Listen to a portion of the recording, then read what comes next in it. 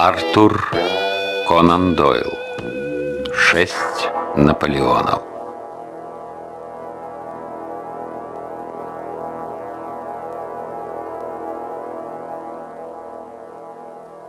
Мистер Лестрейд, сыщик со Скотланд-Ярда, вечарамі нярэдка заходзіў да нас. Шерлок Холмс з прыемнасцю сустракаў яго. Лестрейд прыносіў разнастайныя паліцэйскія навіны, а Холмс, удзячны за іх, ахвотна слухаў падрабязныя аповеды пра тыя справы, што даручалі сышчыку, і нібыта, між іншым, даваў яму парады, якія чэрпаў са скарбніцы свайго багатага вопыту і глыбокіх ведаў. Але гэтым вечарам Лестрейд казаў толькі пра надвор'е і пра газетныя навіны. Потым ён раптоўна замоўкнуў і пачаў задумліва здзьмухваць попел са сваёй цыгары. Холмс уважліва паглядзеў на яго і спытаўся: «У вас ёсць да мяне якая-небудзь цікавая справа?» «Да не, містер Холмс, нічога цікавага». «У такім разе я слухаю вас». Лестрейд засмяяўся. «Ад вас нічога не схаваеш, містер Холмс.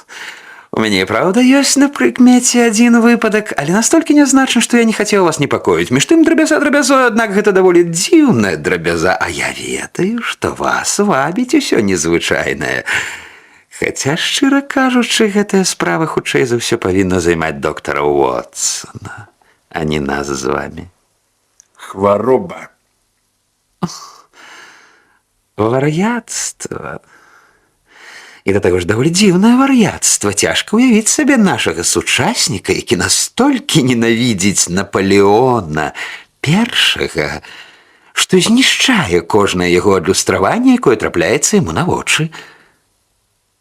Холмс вальней уладкаваўся ў крэсле і сказаў: «Гэта мяне мала цікавіць». «Вось-вось, і я гэтаксама казаў, хаця калі чалавек гэты здзяйсняе крадзеж з узломам, і калі адлюстраванні Наполеона, што ён знішчае, належаць не яму, а іншым людзям, ён з доктаравых рук трапляе зноў-такі да нас». «Крадзеж з узломам. Гэта ўжо цікавей. Раскажыце мне ўсё да апошняй дробязі». Лестрейд выцягнуў службовы нататнік і пагартаў яго, каб аднавіць усё ў памяці. «Пра першы выпадак нам паведамілі 4 дні таму», – сказаў ён. «Гэта было ў краме Морза Хэтсона, які гандлюе карцінамі і статуямі на Кеннінгтон-роуд. Прыказчык на хвіліну выйшаў з крамы і раптам пачуў нейкі трэск. Ён паспяшаўся назад і ўбачыў, што гіпсавы злепак бюста Наполеона, які стаяў на прылаўку поруч з іншымі творамі мастацтва, ляжыць на падлозе, раструшчаны ўшчэнт. Прыказчык выскачыў на вуліцу, але хаця многія прахожыя казалі, што бачылі чалавека, які выбег з крамы, дагнаць яго не ўдалося. Можна было б падумаць, што гэта адзін з выпадкаў бессэнсоўнага хуліганства, які здараецца час ад часу. Пра гэта так і сказалі канстэблю. Гіпсавы бюст каштаваў усяго некалькі шылінгаў, і уся гэтая справа падалася такою дробязнаю, што не варта было распачынаць следства. Наступны выпадак быў больш сур'ёзны і не менш дзіўны. Ён адбыўся сёння ўначы. На Кеннінгтон-роуд, усяго праз некалькі соцень крокаў ад крамы Морза Хэтсона, жыве вядомы медык, доктар Барнікот, у якога шырокая практыка на паўднёвым беразе Тэмзы. Доктар Барнікот – шчыры прыхільнік Наполеона. Увесь ягоны дом поўніцца кнігамі, карцінамі і рэліквіямі французскага імператара. Нядаўна ён набыў у Морза Хэтсона 2 аднолькавыя копіі са знакамітага бюста Наполеона, які стварыў французскі скульптар Дэвін. Адну з гэтых копій ён паставіў у сябе ў кватэры на Кеннінгтон-роуд, а другую на камін у хірургічнай на лаўры Брыкстон-роуд. Сёння раніцай, калі доктар Барнікот вярнуўся дадому, ён убачыў, што ноччу ягоны дом абрабавалі, але пры гэтым не ўкралі нічога, акрамя гіпсавага бюста, што стаяў у перадпакоі. Злодзей вынес бюст з дома і разбіў аб садовую агароджу. Раніцою каля агароджы знайшлі грудок асколкаў. Холмс пацёр рукі. Выпадак і праўда незвычайны.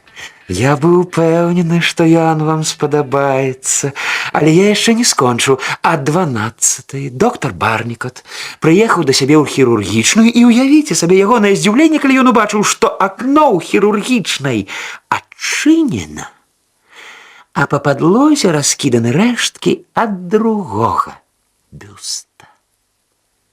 Мы даследавалі абодва выпадкі, але нам не ўдалося выявіць, хто ён. Гэты злачынца, або гэты вар'ят, што займаецца падобнымі крадзяжамі. Вось, містер Холмс, усе факты. Факты арыгінальныя і нават мудрагелістыя. Мне б хацелася ведаць, ці былі бюсты разбітыя ў доктара Барнікота дакладнымі копіямі бюста, раструшчанага ў краме Морза Хедсона. Іх адлівалі ў адной форме. Значыць, нельга сцвярджаць, што чалавек, які раструшчыў бюст, дзейнічаў пад уплывам ненавісці да Напалеона. Калі прыняць пад увагу, што ў Лондане знаходзіцца некалькі тысяч бюстаў выяў вялікага імператара, цяжка паверыць, што невядомы фанатык абсалютна выпадкова пачаў сваю дзейнасць знішчэння 3 копій з аднаго бюста. Гэта прыходзіла ў голову мне, сказаў Лестрейд. А што вы пра гэта думаеце, доктор Уотсон? Вар'яцтвы на якім-небудзь адным пункце могуць быць надзвычай разнастайнымі, адказаў я. Ёсць такая з'ява, якую сучасныя псіхолагі называюць неадчэпная ідэя.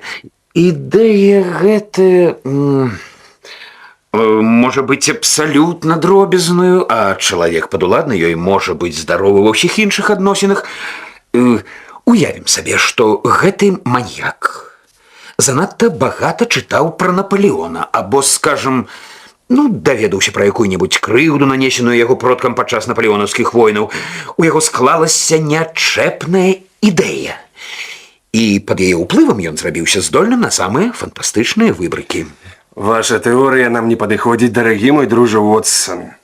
Бо аніякая навязлівая ідэя не змагла б падказаць вашаму цікаваму маніяку, дзе знаходзяцца гэтыя бюсты. Холмс, а як растлумачыце гэта вы? А я і не спрабую растлумачыць гэта.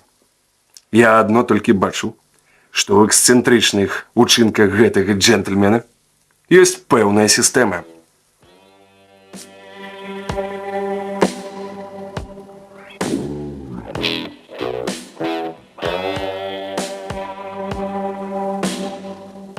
Далейшыя падзеі адбыліся хутчэй і былі больш трагічнымі, чым мы ўяўлялі сабе.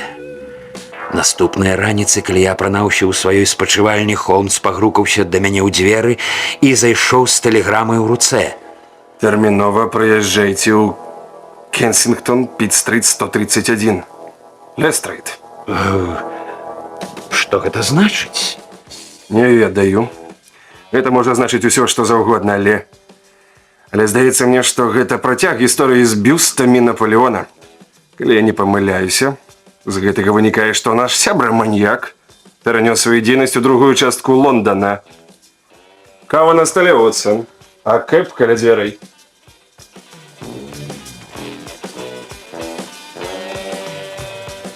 Праз паўгадзіны мы былі ўжо на Піт-стрыт, у вузкім завулку, што цягнуўся паралельна адной з самых ажыўленых лонданскіх магістралей. Дом нумар 131 аказаўся прадстаўнічай пласкагрудай пабудовы, у якой не было нічога романтычнага. Калі мы пад'ехалі перад ягонай садовай агароджаю, стаяў натоўп разявак. Чорт пабяры, ды тут не менш як забойства. У Лестрейда, што выйшаў нам насустрач, быў вельмі заклапочаны твар. Ён правёў нас у гасцёўню, па якой бегаў надзвычай ускудлачаны пажылы чалавек у фланэлевым халаце. Нам назвалі яго, гэта быў гаспадар дома містер Хорас Харкер, супрацоўнік цэнтральнага сіндыката друку. История с Наполеонами протягивается, сказал Лестрейд. Учора увечер яна зацікавіла вас, мистер Холмс. Я подумал, что вам будет приемно прымаць удзел у яе расследаванні. Асабліва цяпер, калі яна прывяла до такой змарочнай падзеі. Да якой падзеі? Да забойства. Мистер Харкер, расскажите, калі ласка, гэтым джентльменам усё, што адбылося. Чалавек у халаце павярнуў да нас свой заклапочаны твар. Дзіўная рэч, сказаў ён. Усё жыццё я апісваў у газетах падзеі, што здараліся з іншымі людзьмі, а вось калі ўрэшце у мяне самога адбылася такая значная падзея, я настолькі разгубіўся, што двух слоў не магу напісаць. Прынамсі, ваше імя, містер Шерлок Холмс, я адчуў. І калі вам удасца раскрыць гэтую загадкавую справу, я буду ўзнагароджаны за прыкрую неабходнасць пераказваць усё яшчэ раз. Холмс сеў і падрыхтаваўся уважліва слухаць. Гэтае забойства звязана з бюстам Наполеона, што купіў я месяцы 4 таму. Ён абышоўся мне вельмі танна ў краме браты Хардзінг. Ну што, каля Хай-стрытскага вакзала. Звычайна я пішу свае артыкулы па начах і нярэдка сяджу за працаю да світанка. Так было сёння. Я сядзеў у сваёй нары ў самым канцы верхняга паверха раптам. Каля 3 гадзін да мяне доляцеў нейкі шум.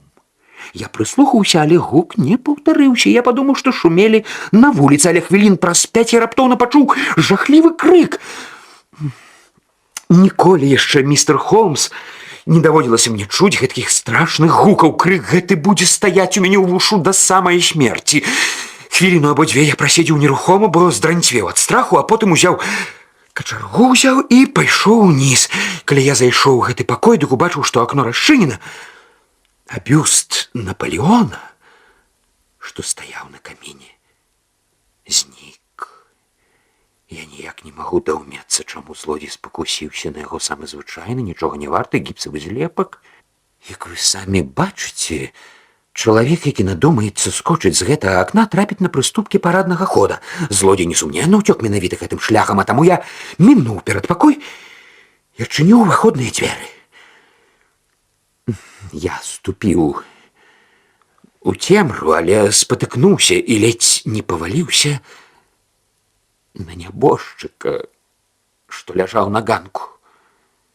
Я пайшоў, прынёс лямпу. У небаракі на горле зеўрала рана. Усе верхнія прыступкі былі залітыя крывёю. Ён ляжаў на спіне, калені былі паднятыя, рот адтулены. О, гэта было жахліва. Я свіснуў свой паліцэйскі свісток і адразу ж страціў прытомнасць. Больш я нічога не помню.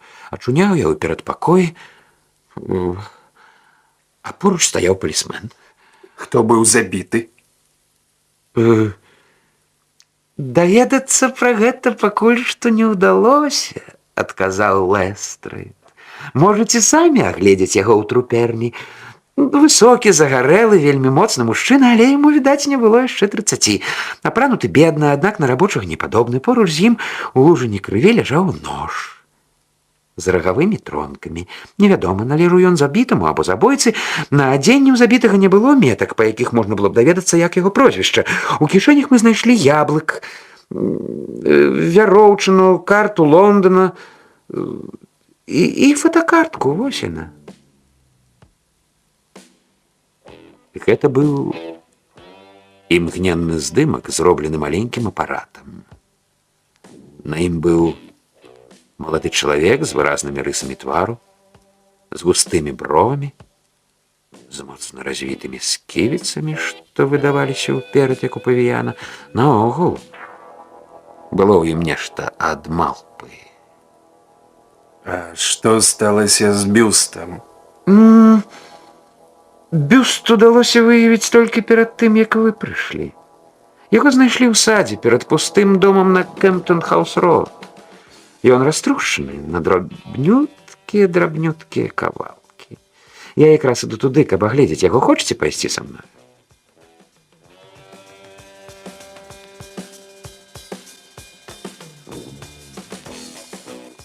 Месца, дзе знайшлі рэшткі бюста, было за некалькі ярдаў ад дома. Упершыню нам удалося ўбачыць тое, што засталося ад выявы вялікага імператара, што выклікала такую шалёную і разбуральную ненавісць у сэрцы нейкага незнаёмца. Холмс падняў некалькі асколкаў і пільна даследаваў іх. Па ягоным заклапочаным твары я зразумеў, што ён натрапіў на след. «Ну што?» – спытаўся Лестрейд. Холмс паціснуў плячыма. Яшчэ немало давядзецца нам навалтузіцца з гэтай справаю. І ўсё-такі, на пачатак у нас ёсць тое. Гэты танны бюст у вачах таго дзіўнага злачынцы каштаваў даражэй за чалавечае жыццё. Вось першы факт, які мы выявілі. Ёсць і другі факт, не менш дзіўны. Калі адзіная мэта злачынцы была ў тым, каб раструшчыць бюст, дык чаму ён не зрабіў гэта ў доме або каля яго? А злачынцу надзвычай уразіла сустрэча з чалавекам, якога яму давялося забіць. Ён сам не ўсведамляў, што робіць. Што ж, гэта падобна на праўду. Але я хачу звярнуць вашу ўвагу на дом, што стаіць у садзе, ідзе раструшчаны бюст.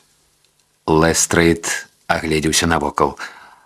«А дом гэты пусты», – сказаў ён. «І злачынца ведаў, што ніхто яго тут не патрывожыць». Але на гэтай вуліцы ёсць і другі пусты дом. І яму трэба было прайсці паўз яго, каб дайсці да гэтага. Чаму ён не раструшыў бюст каля першага пустога дома?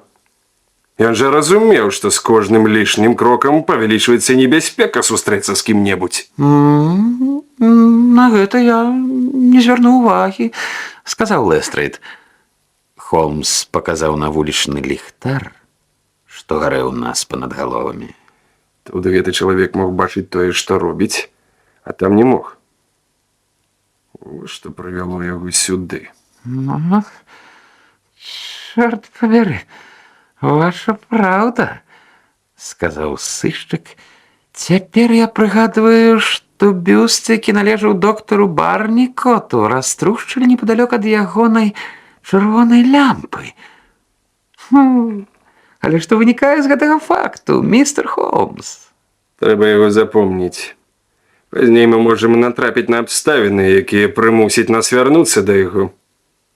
Што вы збіраецеся рабіць зараз, Лестрейд? По-мойму, зараз лепш за ўсё пастарацца выявіць асобу забітага. Гэта не надта складана, калі мы будзем ведаць, хто ён такі, хто ягоныя таварышы. Нам удасца выявіць, што рабіў ён уначы на Піт-стрыт, каго ён тут сустрэў і хто забіў яго на ганку містера Хораса Харкера. Ці вы не згодны з гэтым? Згодны, Лестрейд, але я падышоў бы да гэтай загадкі з іншага боку. З якога? Ой, я не хацеў бы ўплываць на вас. Вы робіце па-свойму, а я буду рабіць па-свойму. Потым мы параўнаем вынікі нашых пошукаў і тым самым дапаможам адзін аднаму. Выдатна. Зараз вы вяртайцеся на Піт-стрыт. І вядома, што бачыце містера Хораса Харкера. Перадайце яму, калі ласка, ад майго імені, што, па-мойму, мінулай ночы ў ягоны дом наведваўся крыважарны вар'ят, ахоплены маніяй Наполеона ненавісніцтва. Гэта спатрэбіцца яму для артыкула. Лестрейд здзіўлена зірнуў на Холмса. «Неужо вы правда так думаеце?» Холмс усміхнуўся. Ці так я думаю? Можа і не так.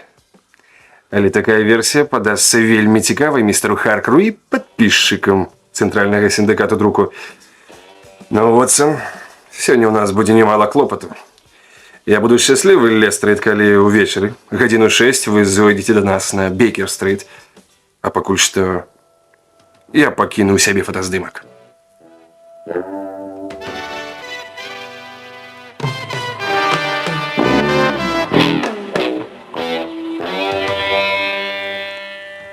Мы с Шерлоком Холмсом пехотою пайшлі на Хай-стрыт і зазірнулі ў краму браты Хардинг, дзе быў набыты бюст Наполеона. Малады прыказчык сказаў нам, што містер Хардинг будзе ў краме адно толькі пад канец дня, а сам ён ніякіх звестак даць нам не можа, бо служыць тут усяго некалькі дзён. На твары ў Холмса з'явіліся незадаволенасць і расчараванне. Нічым не парадзіш, Уотсон. Нельга ўвесь час разлічваць на ўдачу. Давядзецца зайсці сюды пад канец дня. Як вы, напэўна, здагадаліся, я збіраюся прасачыць гісторыю гэтых бюстаў ад самага пачатку. Каб выявіць, ці не было пры іх стварэнні якіх-небудзь незвычайных абставін, што вызначылі іх дзіўны лёс. Пойдзем пакуль што да містера Морза Хэтсона на Кеннінгтон-роуд і паглядзім, ці не дадасць ён нам хоць трохі святла на гэтую загадку.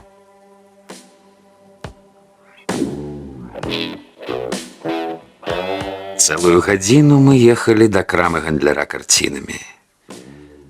Гэта быў маленькі тоўсты чалавечак з чырвоным носам і з'едлівым характарам.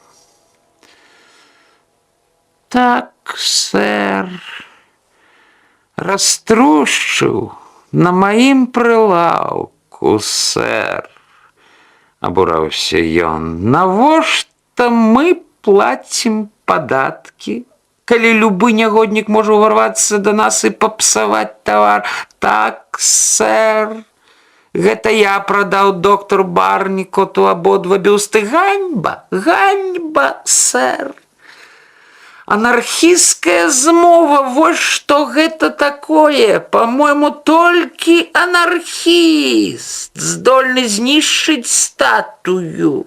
Адкуль у мяне гэтыя бюсты, не разумею, якія адносіны гэта можа мець да справы. Ну што ж, сэр, калі вам і праўда трэба ведаць, я скажу, я набыў іх у Гельдера і кампаніі, у Стэпні на Чэрч-стрыт.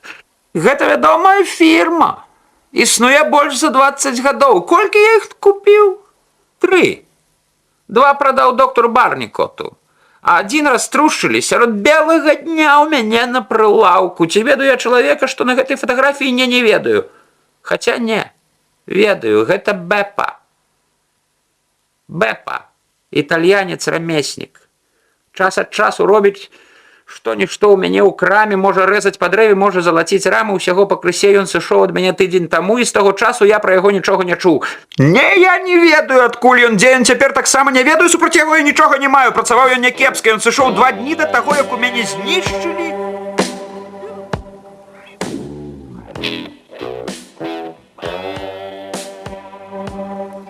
Што ж, Морз Хэтсон расказаў нам болей, чым можна было чакаць. Значыць, гэты Бепа прымаў удзел і ў тых падзеях, што адбываліся ў Кеннінгтоне, і ў тых, што адбыліся ў Кенсінгтоне. Дзеля гэтага факту не шкада праехаць 10 міль. А цяпер, Уотсон, едзем у Стэпні, да Гельдера і кампаніі, на радзіму бюстаў. Не сумнявайся, што мы пачуем там шмат цікавага.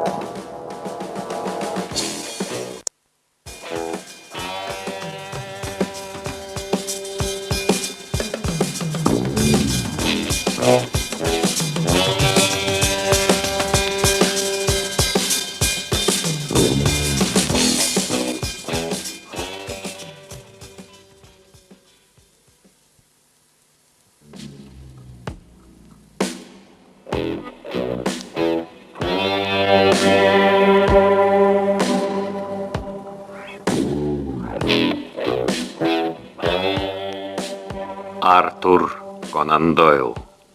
6 Наполеонов.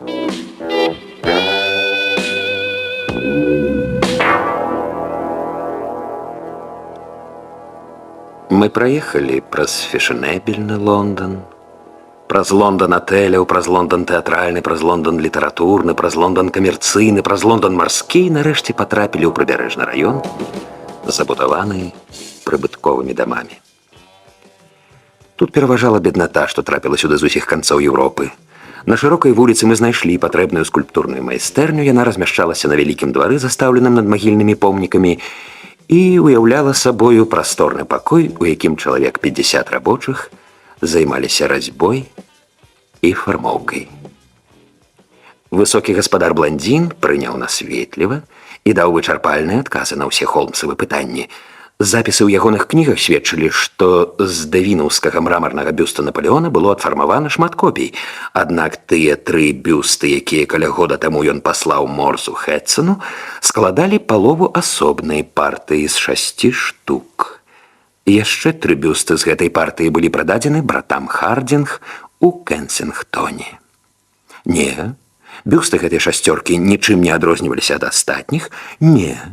Ён не ведае, з якой прычыны хто-небудзь можа надумацца знішчыць гэтыя бюсты. Падобная думка здаецца яму проста смешнай. Аптовая цана гэтых бюстаў 6 шылінгаў, але ў розніцу за іх можна ўзяць 12, нават болей. Бюсты гэтыя робяцца так. Адліваюць 2 гіпсавыя злепкі з 2 палавін, а потым злучаюць абодва профілі разам.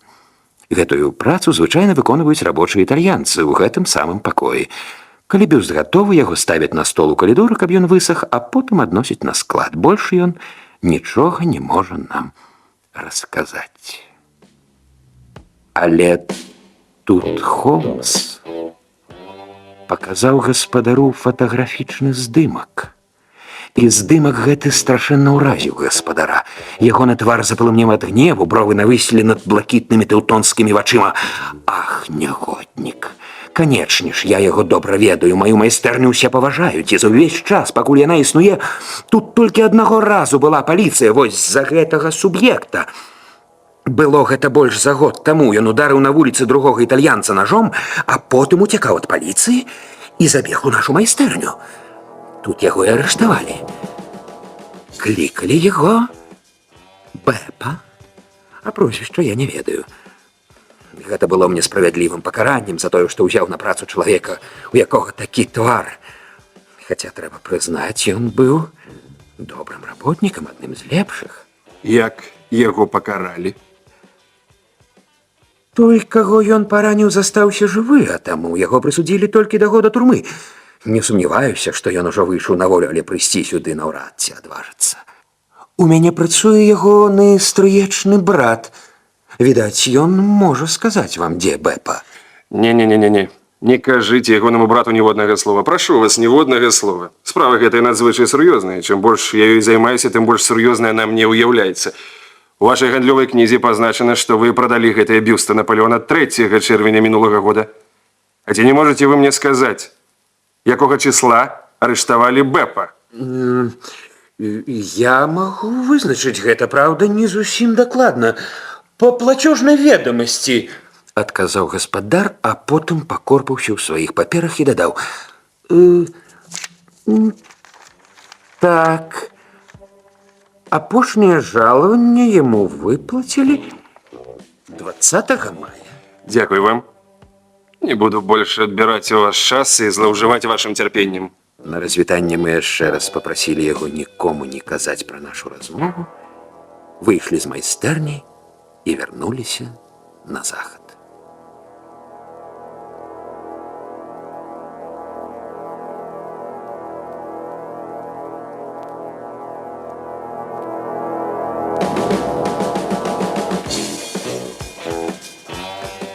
Было за поўдзень, калі нарэшце нам удалося спехам паснедаць у адным рэстаране. Каля ўвахода ў рэстаран прадаваліся газеты, а на асобным плакаце, што паведамляў пра апошнія навіны, буйнымі літарамі было надрукавана: «Злачынства ў Кенсінгтоне. Вар'ят забойца». Мы зазірнулі ў газету і пераканаліся, што містэру Хорасу Харкеру ўсё ж такі ўдалося надрукаваць свой артыкул. У 2 калонках сенсацыйна і квяціста апісваліся падзеі, што адбыліся ў ягоным доме. Холмс разгарнуў газету на стале, еў і чытаў адначасова. Разы са 2 ён фыркнуў. Цудоўна. Все як мае быць, Уотсон. Вось паслухайце. Прыемна ўсведамляць, што Не можа быць двух розных пунктаў гледжання на гэтую падзею, бо і містер Лестрейд, адзін з самых вопытных паліцейскіх агентаў, і містер Шерлок Холмс, шырока вядомы кансультант і эксперт, сышліся на тым, што ланцужок мудрагелістых здарэнняў, якія скончыліся так трагічна, сведчыць пра вар'яцтва, а не пра злачынства. Выкладзеныя факты нельга вытлумачыць нічым іншым, акрамя як душэўнай хваробай. Што ж, прэса, Уотсон, гэта сапраўдны скарб, калі ўмець ім карыстацца. А зараз, калі вы паспелі паесці, мы вернемся ў Кенсінгтон і паслухаем, што нам раскажа гаспадар братоў Хардзінг.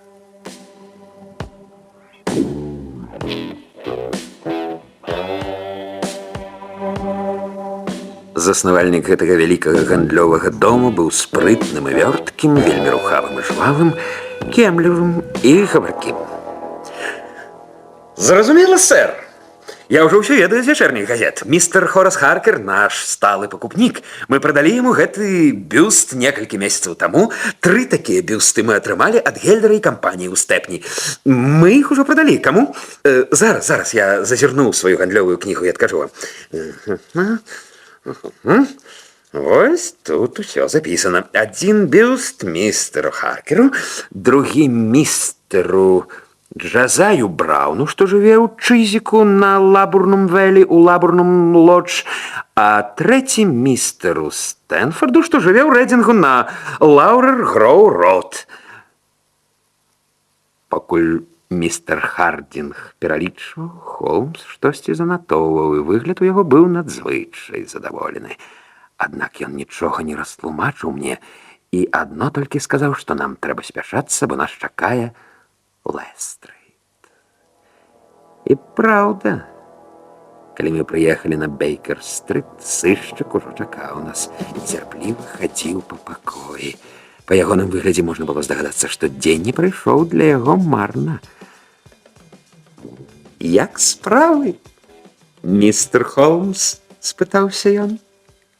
Нам давялося папрацаваць як след, і папрацавалі мы недарэмна. Мы наведалі абодвух гандляроў і гаспадара майстэрні. Я прасачыў лёс кожнага бюста Наполеона ад самага пачатку. Лёс кожнага бюст? — вскрыкнуў Лестрейд. Хай сабе так, містер Холмс, я не збіраюся з вамі спрачацца, але мне здаецца, за дзень я дасягнуў болей, чым вы. Я вызначыў асобу забітага. Ды што вы кажаце? Я вызначыў і прычыну злачынства. Выдатна. На шыю забітага быў каталічны крыжык, акрамя таго смуглая адцень ягонай скуры мімаволі вядзе да думкі, што ён нарадзіўся на поўдні, а ў нас ёсць спецыяліст па італьянскіх кварталах, інспектар Хіл, які адразу пазнаў яго. Гэта быў П'етра Вянуччы, неапалітанец, адзін з самых небяспечных галаварэзаў у Лондоне. Як бачыце, усё пачынае высвятляцца. Хутчэй за ўсё забіў яго таксама італьянец. Петра высочыў яго і насіў у кішэні фатаграфію, каб не зарэзаць памылкова каго-небудзь іншага. І ён высачыў свайго ворага, убачыў, як той зайшоў у дом, дачакаўся, пакуль той выйшаў, накінуўся на яго, але ў бойцы атрымаў смяротную рану. Што вы пра гэта думаеце, містер Шерлок Холмс? Так, цудоўна, Лестрейд, цудоўна, ну проста цудоўна. Толькі як вы растлумачыце, што знішчаюцца бюсты Наполеона? Ай, зноў бюсты! Вы ніяк не можаце выкінуць іх з галавы. Урэшце рэшт, гісторыя з гэтымі бюстамі дробязь. Дробнае зладзейства, за якое можна прысудзіць не больш як 6 месяцаў турмы. А вось забойства, сапраўдная справа. Як бачыце, я ўжо трымаю ў сваіх руках усе ніткі. Што вы збіраецеся рабіць далей? Пайду разам з Хілам у італьянскі квартал, знайду чалавека, што на гэтым фотаздымку, і арыштую яго па абвінавачванню ў забойстве. Хочаце пайти з намі? Не, дзякуй. Мне думаецца, што мы можам дасягнуць поспеху значна прасцей. Не магу, праўда, дэклараваць, бо гэта залежыць. Карацей, гэта залежыць ад адной абставіны, што па-за нашай уладаю. 2 шансы за поспехі, 1 супраць. Таму я ўпэўнены, што калі вы пойдзеце са мною сёння ноччу, мы арыштуем яго. У італьянскім квартале? Не. Па-мойму, куды надзейней шукаць яго ў Чызіку. Калі вы, Лестрейд, сёння ноччу пойдзеце са мною ў Чызік, я абяцаю вам пайсці заўтра ў італьянскі квартал. Паверце, адтэрміноўка не прынясе ніякай шкоды. А зараз трэба крыху паспаць, бо выходзіць раней, як каля 11 няма сэнсу, а вярнуцца нам удасца хутчэй за ўсё толькі раніцаю. Паабедайце з намі, Лестрейд, і кладзіцеся вось на гэтую канапу. А вы, Уотсон, патэлефануйце. Трэба выклікаць пасыльнага і тэрмінова адправіць ліст.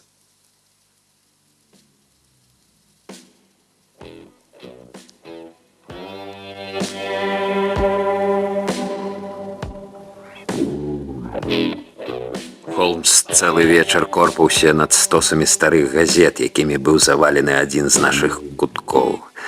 Нарэшце ён выйшаў адтуль. Вочы ў яго пераможна ззялі, але ён нічога не сказаў нам пра вынік сваіх пошукаў. Я ўжо настолькі вывучыў метады майго сябра, што нават калі не разумеў ягоныя задумкі цалкам, здагадваўся, якім чынам ён разлічвае захапіць злачынцу. Гэты дзіўны злачынца паспрабуе цяпер знішчыць два астатнія бюсты, а адзін з іх знаходзіцца, як я запомніў, у Чызіку. Несумненна, што мэта нашага начнога паходу захапіць яго на месца злачынства. Я не мог не захапляцца вынаходлівасцю майго сябра, які знарок паведаміў у вячэрняй газеце абсалютна ілжывыя здагадкі, каб пераканаць злачынцу, што той можа дзейнічаць без усялякай рызыкі. І я не здзівіўся, калі Холмс параіў мне захапіць з сабою рэвальвер. А сам ён узяў з сабою сваю улюбёную зброю, паляўнічую плётку, ручку якой быў заліты свінец.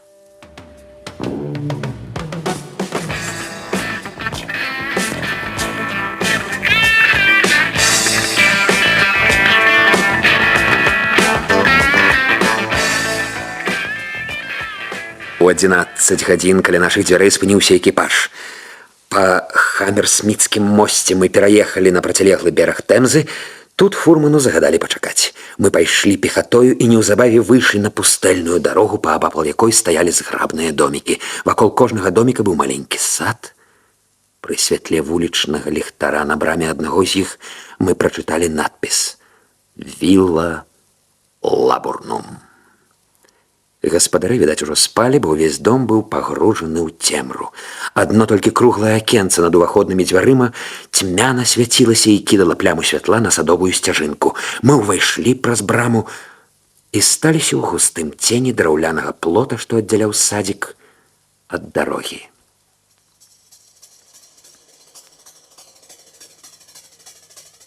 Прынамсі, чаканне наша было нядоўгім і скончылася самым нечаканым і дзіўным чынам. Раптоўна садовая брама расчынілася, і гнуткая цёмная постаць, спрытная і рухавая, як малпа, паімчала па садовай сцяжынцы. Мы бачылі, як яна мільганула ў промні святла, што падаў з акенца і знікла ў чорным цені. Запанавала доўгая цішыня, мы стаялі, стаіўшы дыханне. Нарэшце слабы трэск дапяў нашых вушэй. Гэта расчынілася в акно. Потым зноў усталявалася цішыня. Злачынца блукаў па дому. Мы раптам убачылі, як у пакою ўспыхнула святло ягонага кішэннага ліхтарыка.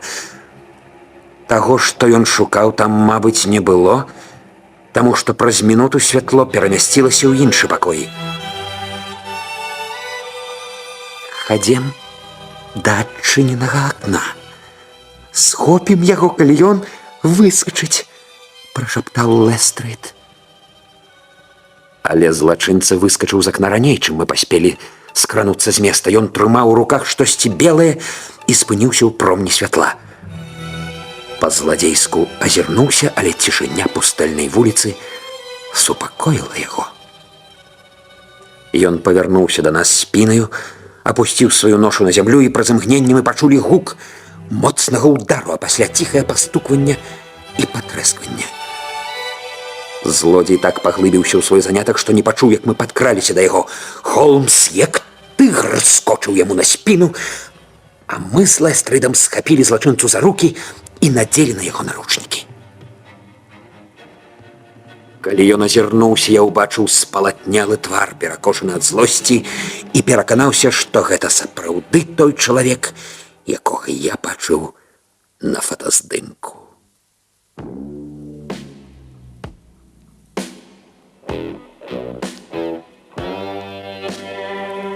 Але не на палонніка скіраваў усю сваю ўвагу Холмс. Ён самым пільным чынам даследаваў тое, што наш палоннік вынес з дому. Гэта быў шчэнт раструшчаны бюст Напалеона, такі самы, які мы бачылі сёння раніцою.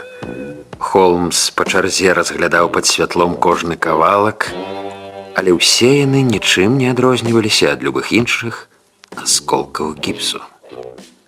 Ледзь паспеў ён скончыць сваё даследаванне, як дзверы расчыніліся, і перад намі апынуўся гаспадар дома, дабрадушны таўстун у штанах і ў кашулі. Мистер Джазая Браун, калі не памыляюся. Гэта я, сэр. А вы, канечне, містер Шерлок Холмс. Пасыльны прынёс мне вашу запіску, і я зрабіў усё так, як вы мне параілі. Мы зачынілі усе дзверы і чакалі, што будзе. Вельмі рады, што вы захапілі нягодніка. Прашу вас у дом, джентльмены. Выпейце на дорожку.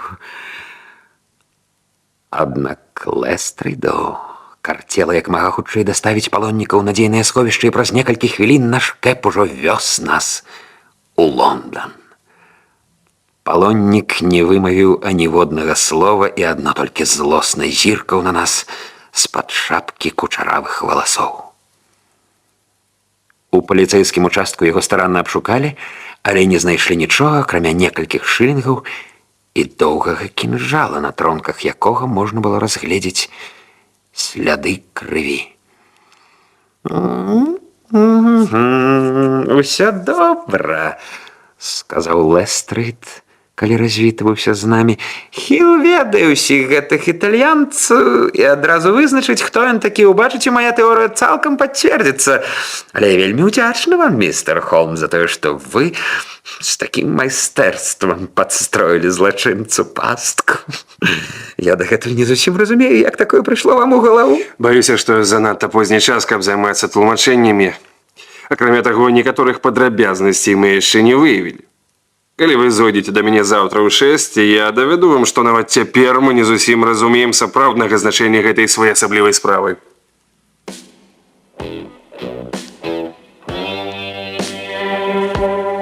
Наступным вечарам Лестрейд паведаміў нам усё, што ўдалося дазнацца пра асобу арыштаванага. Прозвішча ягонага ніхто не ведае, а клічуць яго Бэпа. Гэта самы адчайны шалапут ва ўсёй італьянскай калоніі. Калісьці ён быў таленавітым скульптарам, але потым пайшоў па дрэннай дарозе і двойчы сядзеў у турме. Адзін раз за дробны крадзеж, а другі за тое, што параніў свайго земляка. Па-англійску ён гаворыць выдатна. Дагэтуль не выяўлена, навошта ён знішчаў бюсты Наполеона, а сам ён упарта адмаўляецца адказваць на пытанні пра гэта. Аднак паліцыі ўдалося выявіць, што арыштаваны ўмее рабіць бюсты і што ён вырабляў іх, калі працаваў у майстэрні Гельдера і кампаніі. Усе гэтыя звесткі, большую частку з якіх мы ўжо ведалі, Холмс выслухаў з ветлівай увагаю, але я добра ведаў яго, а таму заўважыў, што думкі ў яго занятыя нечым іншым. Скрозь маску, якую Холмс надзеў на сябе, я выразна ўбачыў, што ён чагосьці чакае і аб чымсьці турбуецца. Нарэшце ён ускочыў з крэсла, і вочы ў яго заблішчэлі. Пачуўся званок у дзверы. Праз хвіліну мы пачулі крокі, і ў пакой зайшоў пажылы чалавек, у якога быў чырвоны твар і сівыя бакенбарды. У правай руцэ ён трымаў старамодны куфэрак, які паставіў на стол. «Магу я бачыць містера Шерлока Холмса?» Мой сябра пакланіўся, і на ягоным твары з'явілася ўсмешка. «Містер Сэндфорд? З рэйдзінга, калі не памыляюся?» «Так, сэр. Здаецца, я крыху спазніўся, але расклад цягнікоў складзены так неўдала. Вы пісалі мне пра бюст, які ў мяне ёсць?» «Так, абсалютна дакладна». Я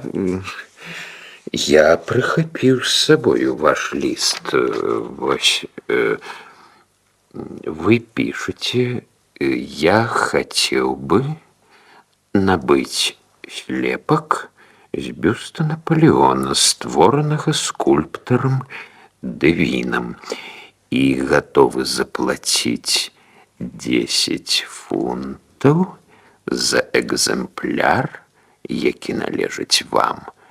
Гэта правда? Правда. Ваш ліст мяне вельмі здзівіў. Я ніяк не мог даўмецца, як вы даведаліся, што у мяне ёсць гэты бюст. Все тлумачыцца вельмі проста. Містер Хардинг, гаспадар гандлёвага дома браты Хардинг, сказаў мне, што прадаў вам апошнюю копію з гэтага бюста, а таксама паведаміў мне ваш адрес. Я разумею. А ён сказаў вам, колькі я заплаціў за гэты бюст? Не, не сказаў. Мистер Холмс, я чалавек сумленны, хотя и не надто богаты. Я заплатил за гэты бюст только 15 шиллингов. И хочу, каб вы ведали про гэта, перш чым я атрымаю ад вас 10 фунтов. Гэтыя словы сведчаць пра вашу добрасумленнасць, містер Сэнфорд. Але я сам назваў гэтую цану і не намерваюся ад яе адмаўляцца. З вашага боку гэта вельмі высакародна, мистер Холмс. По вашей просьбе я привез бюст с собою. Вось ён. Мистер Сэнфорд адчыніў свой куфэрк, і мы нарэшце ўбачылі ў сябе на стале у непашкоджаным стане той бюст, які дагэтуль даводзілася нам бачыць, адно толькі патрушчаным. Холмс выцягнуў з кішэні аркуш паперы і паклаў на стол 10-фунтавы крэдытны білет. Містер Сэнфорд, подпишите, калі ласка, вось гэтую паперу ў прысутнасці містера Лестрада і містера Уотсона. У ёй гаворыцца, што вы саступаеце мне ўсе правы, што вынікаюць з валодання гэтым бюстам. Як бачыце, я чалавек прадбачлівы. Ніколі нельга ведаць наперад, як пазней складуцца абставіны. Дякую вам, містер Сэнфорд. Вось ваши грошы. Жадаю вам усяго найлепшага.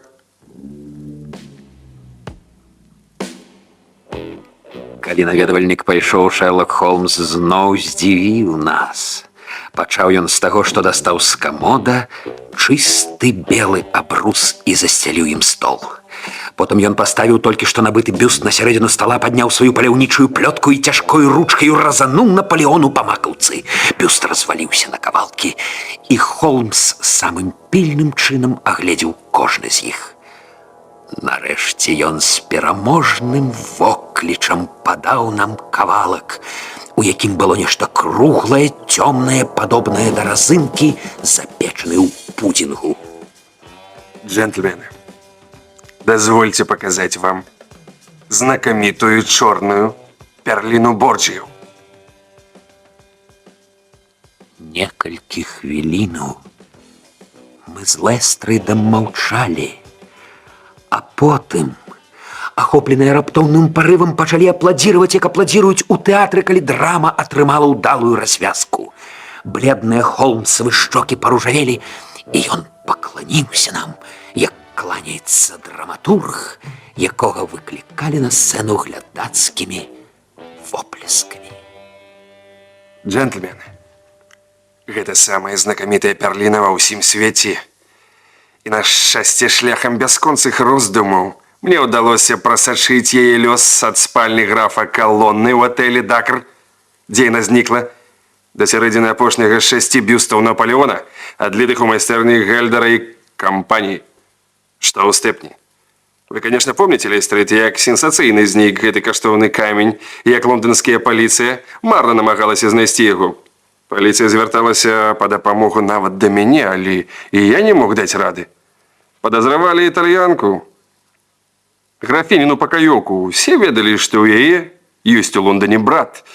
але ніякіх сувязей паміж імі выявіць не маглі. Пакаёўку клікалі Лукрэцыя Вінуччы. І я не сумняваюся, што П'етра, якога забілі двое сутак таму, быў яе братам. Я праглядзеў старыя газеты і выявіў, што Перліна знікла за 2 дні да арышту Бэпа. А Бэпа арыштавалі ў майстэрні Гельдера і кампаніі якраз тады, калі рабілі гэтыя бюсты. Цяпер вы зразумелі, як развіваліся падзеі. Перліна была ў Бэпа. Магчыма, ён украў яе ў П'етра. Магчыма, ён сам быў П'етравым хаўруснікам, а магчыма, ён быў пасрэднікам паміж П'етрай і ягонай сястрою.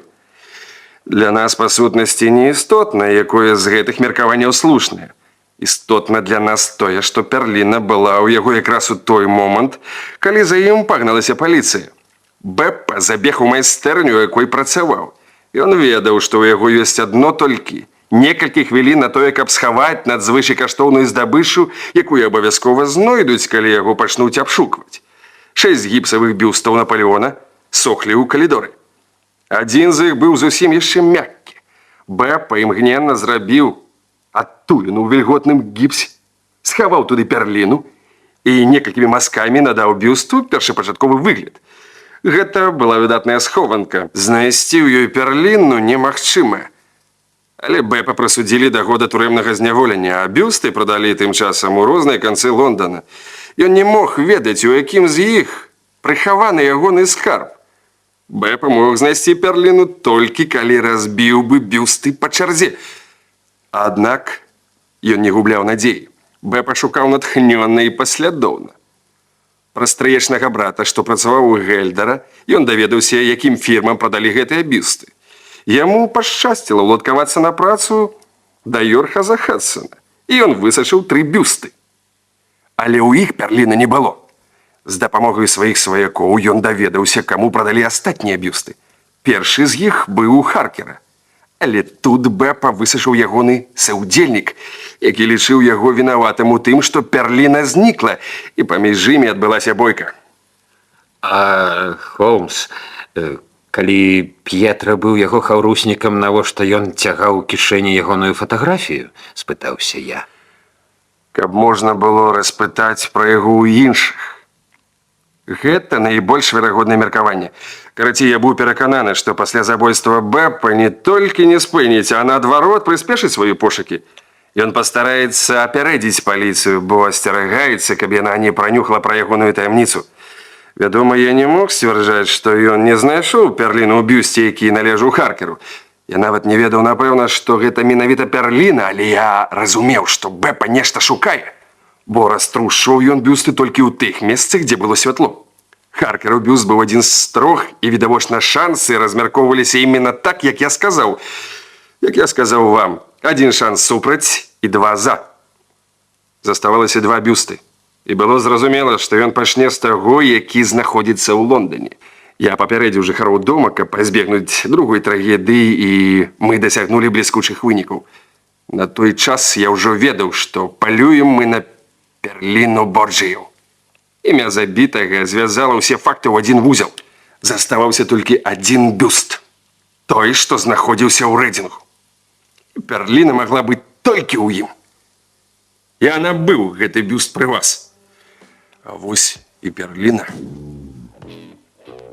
Я неаднойчы пераконваўся, што вы надзвычай таленавіты чалавек, містер Холмс, сказаў Лестрейд. Але такога бліскучага майстэрства пры расследаванні мне яшчэ не даводзілася бачыць. Дзякуй. Адказаў Холмс. Вялікі дзякуй.